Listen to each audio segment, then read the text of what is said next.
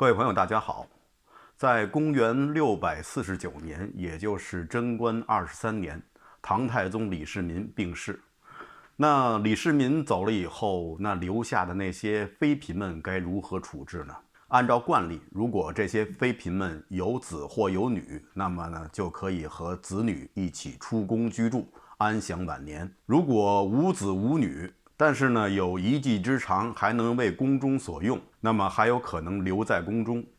如果上述两个条件都不具备，那就只有出家为尼这一条路了。我们上一集中提到的李世民晚年时候曾经宠爱的一个妃子徐惠，和热衷于杀马特文化的武媚娘，就是在这些不幸的妃子之中。但是面临同样的局面，两个人做出的选择却是不一样的。徐惠说：“我受先皇重恩，我愿随他而去。”所以在他生病以后拒绝服药，后来很快就病死了，终年24岁。高宗李治感念他对他父亲的这份爱心，追封他为贤妃，配葬昭陵。有人经常拿徐惠和长孙皇后比较，认为唐太宗李世民对徐惠的宠爱丝毫不亚于长孙皇后。其实呢，二者之间还是相差很大的。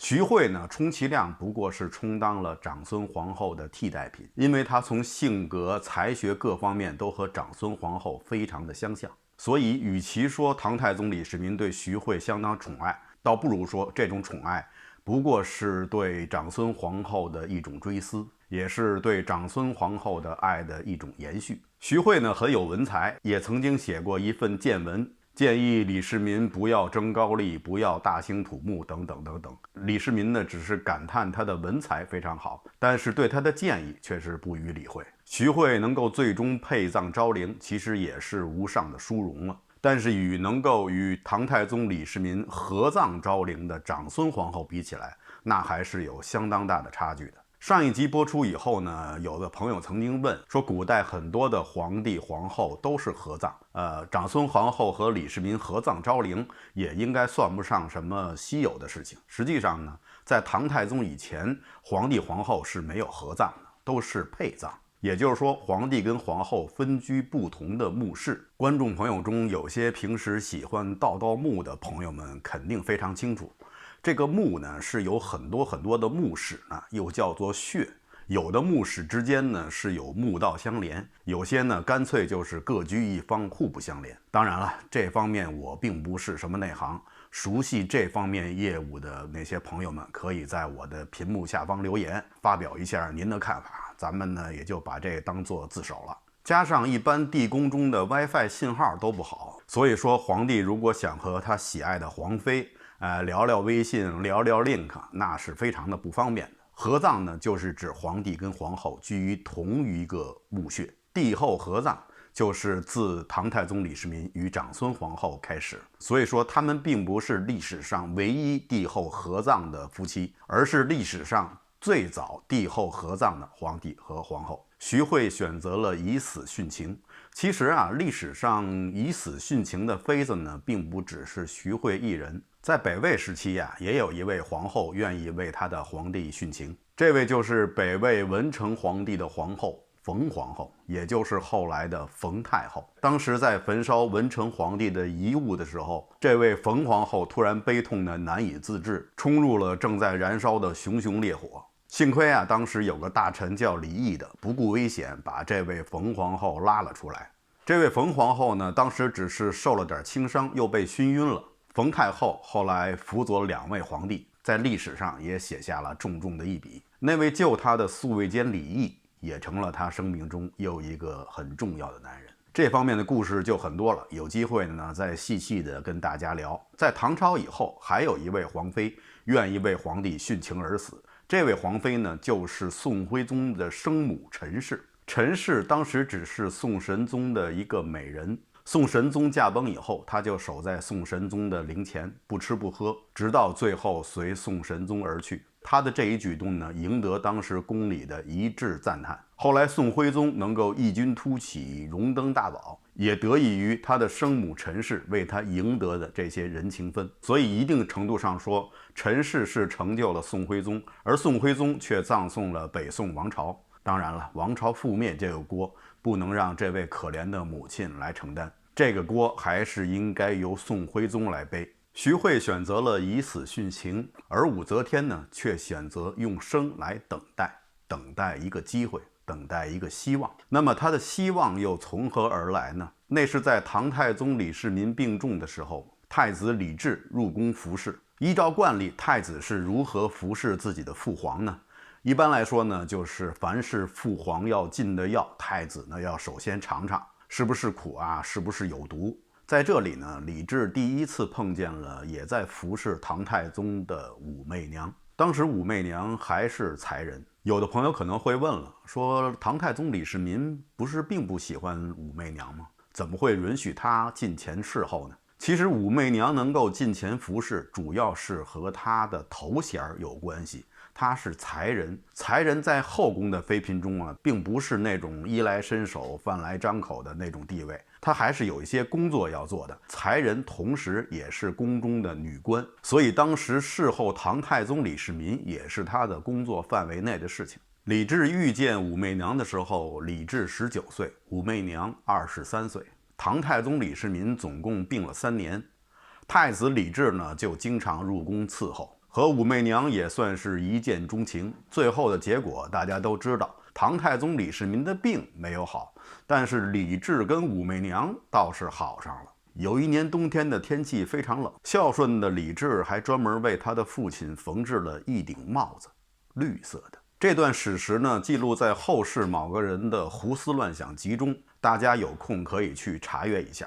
李治对比他年长的女性呢，有一定的依赖心理，这可能和他幼年丧母的经历有关系。在李治的太子府中，平时教他诗文书画的一个师傅就是薛婕妤。这位薛婕妤呢，是唐高祖李渊的妃子。后来唐高祖李渊驾崩以后，薛婕妤呢，因为颇有文才，就被留在了宫中，给李治传授诗文。李治对这位薛婕妤呢感情很深。后来薛婕妤想出家为尼，李治不愿让他离开，就在太子府中建造了一个小寺院，让他在太子府内出家。所以说太子李治有没有一点点的恋母情节，这个呢没有史料支撑，咱们只能做一个猜想。至少他对年长的女性是比较有好感的。唐太宗驾崩以后，唐高宗李治登基，武媚娘也到了感业寺出家为尼。武媚娘是天天等，日日盼，希望她的郎君李治出现。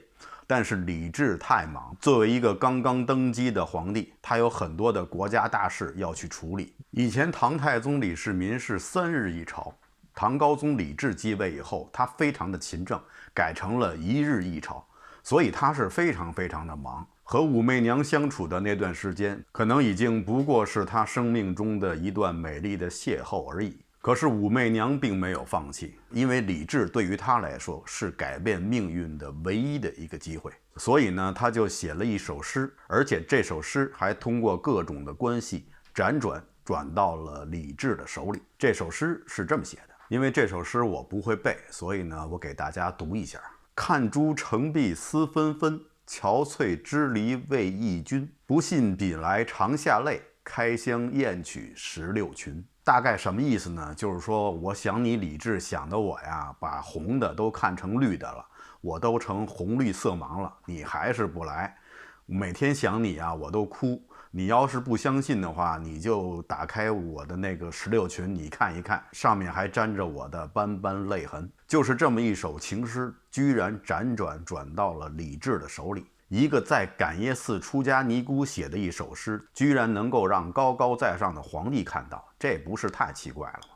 其实也没有什么奇怪的。为什么这么说呢？就是因为武则天出身于弘农杨氏。在以前的视频中我提到过，武则天的母亲杨氏夫人就是出身于弘农杨氏，而弘农杨氏在唐太宗李世民的后宫里是有很大的势力的。像比如燕德妃，她的母亲也是弘农杨氏出身。当初武媚娘能够入宫，也是多亏了燕德妃的推荐。另外啊，在宫中还有大杨妃、小杨妃。大杨妃呢是杨素的孙女，出身于弘农杨氏；小杨妃呢就是杨广的女儿，自称出身于弘农杨氏。另外还有李元吉的王妃，就是那位朝次王妃杨氏，也是出身于弘农杨家。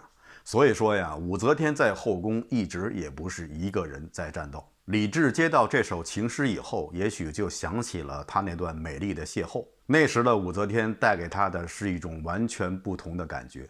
虽然说他现在已经有了王皇后和萧淑妃，但是他还是忘不了武媚娘。于是在公元650年，也就是唐太宗李世民周年忌日的时候，唐高宗李治特意去感业寺进香，在那里又一次见到了武媚娘。当时的情景啊，后世的词人柳永形容为执手相看泪眼，竟无语凝噎，念去去千里烟波，暮霭沉沉楚天阔。当然了，其实柳永这几句词并不是形容唐高宗跟武媚娘的，这是后世的某个人顺手就连在一起的，大家不要放在心上。我想当时李治肯定对武媚娘有过一些许诺，说能够帮助她逃出升天，但是说起来容易，做起来可就难了。毕竟武媚娘是先皇的妃子，是她的庶母，而且六宫之事还需要经过皇后这一关，这种事情唐高宗李治也是很难以启齿的。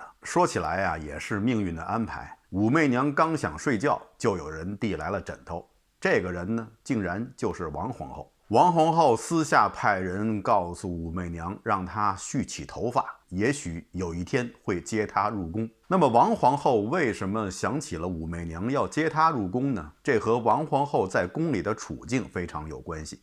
当时王皇后和萧淑妃正在斗得不亦乐乎。这位萧淑妃啊，出身于兰陵萧家，美貌而且性格直爽泼辣，颇得李治的宠爱，而且还为李治生有一儿二女，所以萧淑妃在宫中的地位啊，就威胁到了这位王皇后。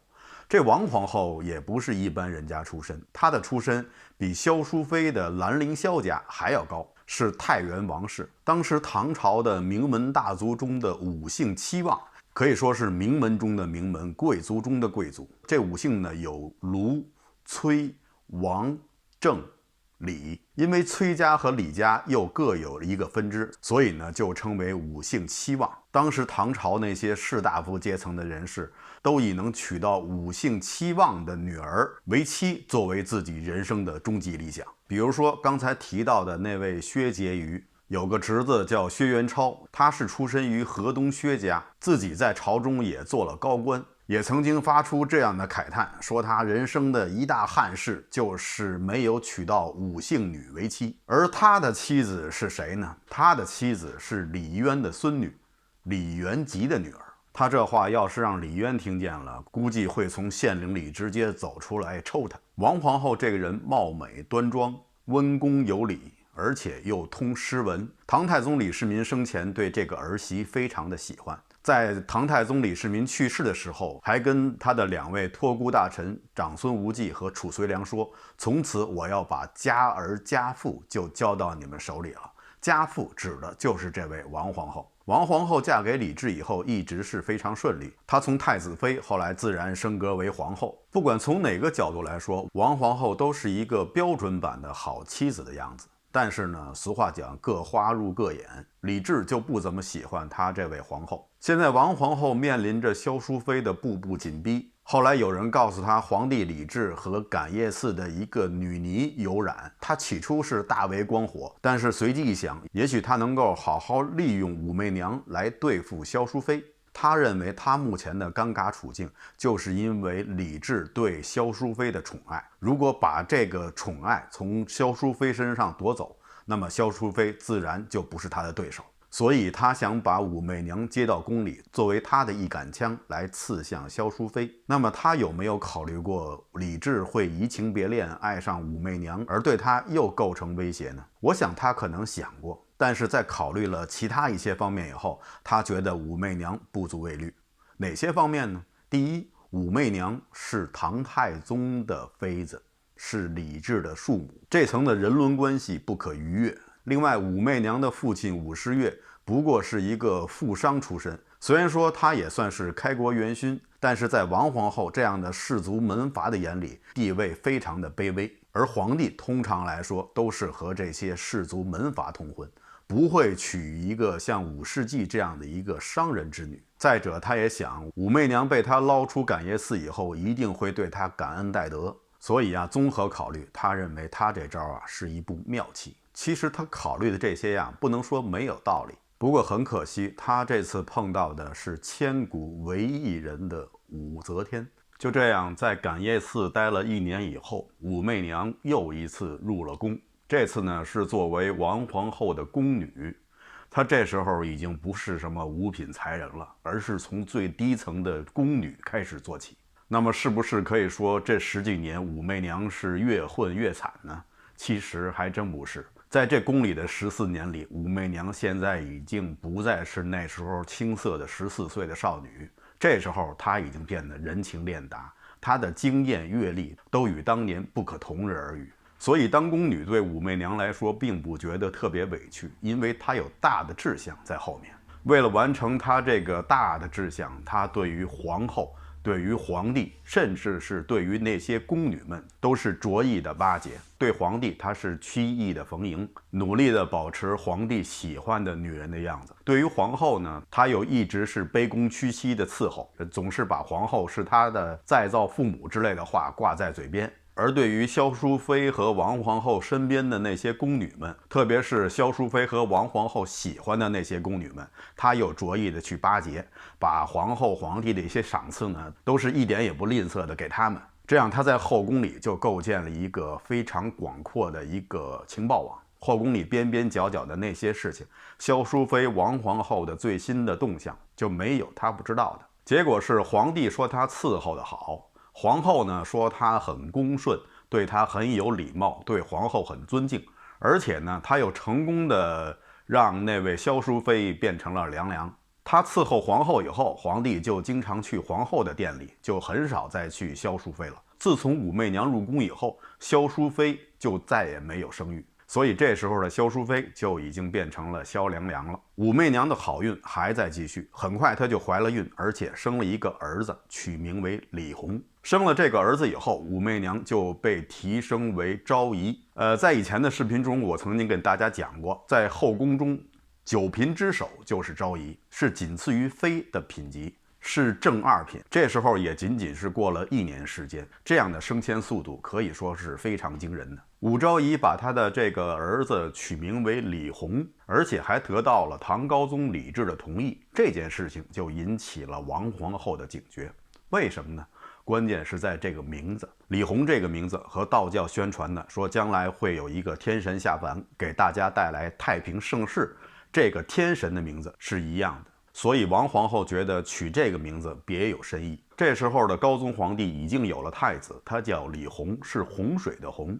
这个李弘呢是王皇后的养子，她是后宫中某一位地位比较卑贱的宫女所生。因为王皇后无子，所以呢就把她认为养子，就立为了太子。王皇后当然希望这个李弘能够将来继承大统。但是现在冒出了另外一个李弘，王皇后就警觉起来了。而这时候那位萧娘娘就是萧淑妃失宠以后，也对武昭仪恨之入骨。俗话说敌人的敌人就是朋友，于是呢萧淑妃和王皇后就结盟，一起来对付武昭仪。俗话说3个女人一台戏，现在这个3个女人都粉墨登场，后宫的景象大家就可想而知了。武昭仪仗的是唐高宗李治的宠爱，而王皇后和萧淑妃靠的是他们在宫中的地位和背后家族的势力，双方可以说打成了一个军事。这个军事最终还是被打破了。打破这个军事的是因为2件事情。第一件就是王皇后杀小公主案。这个案子呢，在以前的视频中跟大家聊过，我就不多说了。不管这件事情是真是假，但是在当时，在唐高宗李治的心里，王皇后的形象已经是一落千丈。第2件事呢，就是武昭仪指控王皇后和她的母亲魏国夫人在宫中行巫蛊之术。行的什么巫蛊之术呢？这种巫蛊之术呢叫验圣。听这名字大家不熟悉，但是一说怎么做，大家肯定都知道，就是在纸上或者纸板上画个小人，再写上这个人的生辰八字最好画得像一点，千万不要让我来画。然后呢，就拿个什么针什么东西锥子就扎，一边扎一边说一些诅咒的话，什么扎死你扎死你扎死你据说这样的话就能给那个人带来厄运，能把他咒死，或者咒病，这是一种验圣的方法。还有一种呢，就没有这么恶意了，是写上自己心爱人的名字，然后呢，肯定不是扎了，但是具体怎么操作我就不知道了，是手摸呀，还是就是对着这个纸人，然后一直心里念着我爱你，我爱你，望你回心转意，爱我吧之类的话。据说这样的话就能使那个你爱的但又不爱你的那个人呢回心转意。这王皇后和魏国夫人用的是哪一种验圣呢？这个史书上没有记载，我猜想可能是二者兼而有之吧。王皇后也是希望唐高宗李治能够重新爱她，当然肯定也会画一个像武昭仪的小人做刺杀训练用。验圣这种手段呢，在后宫中经常出现。以前在西汉的时候，那位皇后阿娇也使用过类似的手段。这种事呢是大罪，属于不道，是十恶之一。犯了这种罪的人呢，是可以以谋反罪来论处的。但是实际上呢，这主要还是看皇帝的意思。因为这个验圣这种事情呢，简单易学，方便快捷。自己行验圣容易，诬告别人行验圣也同样很容易。所以一般皇帝对这类事情的惩处呢，都是要看自己的需要，可以很严重，也可以轻轻放过。而这次又是武昭仪宫里的人举报的，所以诬告的嫌疑就更大了。最后高宗皇帝对这个事情的处理呢，就是禁止王皇后的母亲魏国夫人进宫，而且把王皇后的舅舅贬到了外地去做官。这样虽然王皇后自身没有受到什么惩处，但是她与外廷的联络完全中断了。以前她与外廷的联络主要是通过魏国夫人和她的那个担任中书令的舅舅。这样军事被打破以后，武昭仪就想再进一步，她想当妃了。可是问题是，现在后宫里贵淑德贤四个妃都有人站着，弄死谁也不合适。但是呢，这个事情难不了武昭仪。武昭仪说：“我不做贵淑德贤，我要做宸妃。”宸是什么意思呢？宸就是北辰、北极星的意思，众星拱之。以后宸妃就是皇后之下，众妃之上，相当于准皇后的这么一个位置。在后世的北宋朝啊，还真有这么一个宸妃。她是谁呢？她就是仁宗皇帝的生母，死了以后被刘娥追封为宸妃。但是把这件事情拿到朝堂上一议，大家是一致反对，说这违反祖制又不合宫规。最后这件事情就不了了之了。从这件事情，武昭仪就发现他只有皇帝的宠爱是远远不够的，在朝堂上没有人替他说话，那他就无法实现自己远大的理想。于是就出现了历史上奇葩的一幕，皇帝向大臣行贿。这是怎么回事呢？说有一天呢，唐高宗李治带着武昭仪亲自过府去探望长孙无忌，而且还带着很多的金银珠宝啊，是对长孙无忌厚加赏赐，而且还给长孙无忌的那些非常年幼的孩子们都封了官。君臣吃饭喝酒的时候呢，唐高宗李治就试探地问长孙无忌说：“你看王皇后现在也没儿子啊，你说这个的武昭仪倒是有个儿子，你看这事儿应该怎么办呢？”但是呢，长孙无忌呢就是死活不接话啊，有儿子好，有儿子好啊，恭喜恭喜，大家吃饭喝酒，然后就把这个话题岔开了。最后李治和武昭仪也是败兴而去。看来收买臣子这一招，既丢面子又不好使。正在武昭仪一筹莫展、心情烦乱、想睡觉的时候，又有人送来了枕头。这个人是谁呢？这个人叫李义府。李义府可能大家不熟悉，但是说几句成语，大家肯定知道，叫笑里藏刀，说的就是这个李义府。李义府很有文采，长得又帅，跟人说话呢总是面带微笑，嘻嘻哈哈的，但是内心却是非常的狠辣。李义府以前也是高宗太子府的人，但是高宗继位以后呢，他混得不是特别好，只是做到了一个中书舍人。而且呀，他刚刚得到消息，他马上会被外派到四川去当一个地方官。这样的话，就对他的仕途会有很大的影响。因为谁都知道，在京城当官和在地方当官，那升迁的速度会差得很远。京城离着皇帝近，升官的速度就快；到了地方，那就很难说了。李义府不想去地方任职，但是第二天这道旨意就会下发了。李义府就赶紧去找他的好朋友王德简来商量。这个王德简呀，当时号称智囊。一说起这个智囊呢，我可能又要跑一下题。智囊这囊呢，大家可能都理解为是那种锦囊的囊，但实际上呢，智囊的囊并不是锦囊的意思。智囊这个词呢，最早是出自于秦国的宰相初离子。初离子姓嬴，名疾，疾病的疾。因为他受封在初这个地方，所以呢又被称为初离子，或者叫初里疾。他是秦国的宰相，和甘茂一起曾经辅佐过秦武王。秦武王就是大家知道的那个举鼎而死的那个国王。秦武王以后呢，他们还辅佐过秦昭王，又叫秦昭襄王。大家看过那部电视剧《芈月传》，记载的就是这段历史。这个初离子啊，脖子上长着一个大瘤，现代医学呢管这叫什么结构性甲状腺囊肿。因为初离子幽默多智，再结合他这个形象，所以呢当时人就管他叫智囊。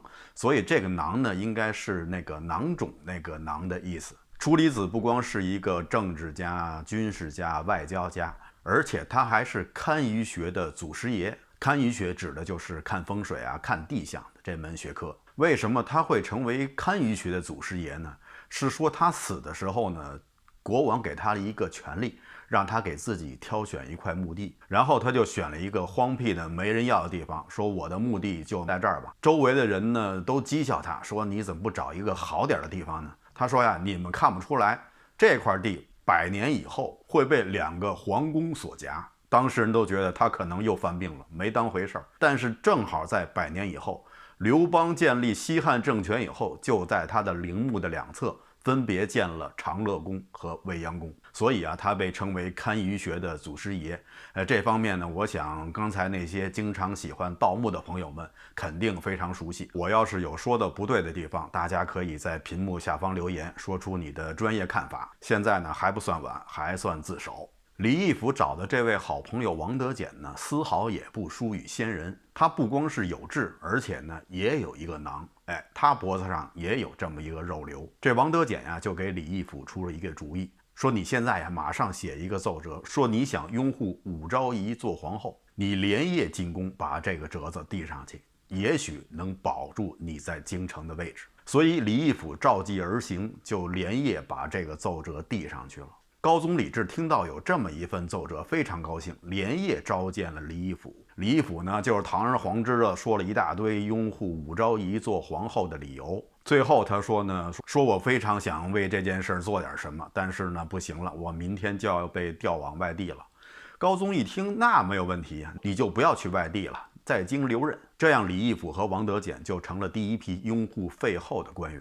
王德简随后又找了他的舅舅，就是许敬宗。许敬宗在朝中也算是重量级的官员了。许敬宗又联络了另外一些官员，这样在朝中就形成了这样一股拥护武昭仪做皇后的力量。这股力量呢，又和宫中的武昭仪相互呼应，而其中的联络的纽带就是武昭仪的母亲那位杨氏夫人。看着时机差不多成熟了，唐高宗李治就开始和那几位朝中的重臣摊牌。当时朝中在职人员总共有7位，分别是长孙无忌、褚遂良、徐志宁、李绩，这4位是最主要的。唐高宗李治第一次就找这4个人来谈，但是第一次谈的结果非常不乐观。褚遂良带头反对，当然背后支持褚遂良的就是长孙无忌。理由有3：第一，武昭仪不是名门望族出身，皇后无错；第三，皇后是先皇喜爱的，也是先皇托付给我们这几位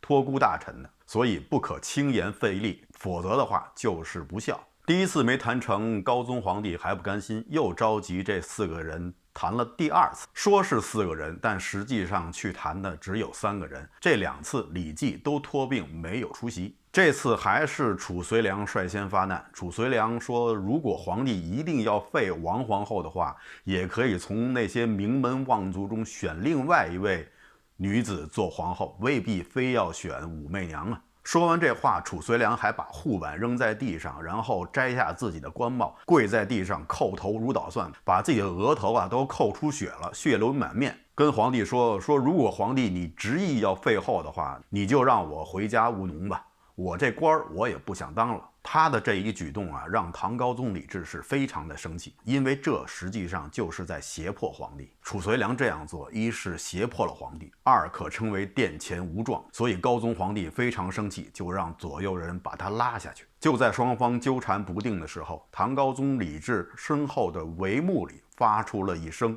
清脆但绝不悦耳的声音：“何不扑杀此僚？”意思就是怎么不把这厮杀了呀？这僚呢，就是当时的一个骂人的话，相当于现在的我就不好说了，反正比这厮什么的要严重的多那类的话。说这话的人是谁呀？不用猜，大家也知道，就是武则天。武则天不光在后面偷听了高宗和几位在职人员的对话，而且还充分地发表了自己的意见，而且这个意见还是这么的尖锐。这一下把当时的人都吓傻了。人们仿佛又看到了当年想用刀来制服狮子聪的那位武才人。经此次对决，保后党的气焰被大大的削弱，武则天在朝廷中的势力越来越大。后来唐高宗李治又征求李绩的意见，李绩这个人是非常的油滑的，他本来就不买长孙无忌的账。他对唐高宗李治说什么呢？说选皇后是您的家务事，您何必要征求别人的意见呢？李绩的话就代表了当时军方的立场，因为李绩是当时军队中的第一号人物。高宗李治得到了军方的默认，于是就在适当的时机颁布了一部诏书，说王皇后和萧淑妃在宫中毛行鸩毒，所以被废去封号，贬为庶人。武则天就这样成了新的皇后。而且啊，诏书中还说得很清楚，武则天是出身于勋贵家庭，意思就是出身没有问题，不比你那些名门望族差。而且还撒了一个弥天大谎，说当年太宗皇帝病重的时候，我李治近前侍候，太宗皇帝感念我的孝心，就把武媚娘赏赐给了我。这样一说，就跨越了人伦的障碍。武则天呢，就不是他的庶母，而是唐太宗李世民赏给儿子李治的这么一个女人。所以现在一切都名正言顺了，武则天终于登上了自己梦寐以求的皇后的宝座。这一年是公元655年，武则天31岁。她14岁入宫的时候，当她妈妈为她入宫而哭泣的时候，她曾经劝慰她妈妈说：“见天子庸之非福。”当年那个14岁的青涩的少女，可能也曾经梦想过今天她能够登上皇帝的宝座。可是她绝对不会想到，皇后对她来说并不是她人生的终点，而只是他人生的一个台阶，他人生中更大的辉煌还在前面，而且现在的他正在向这个方向稳稳地走去。好的，以上就是本期节目的全部内容，谢谢大家收看，咱们下期节目再见。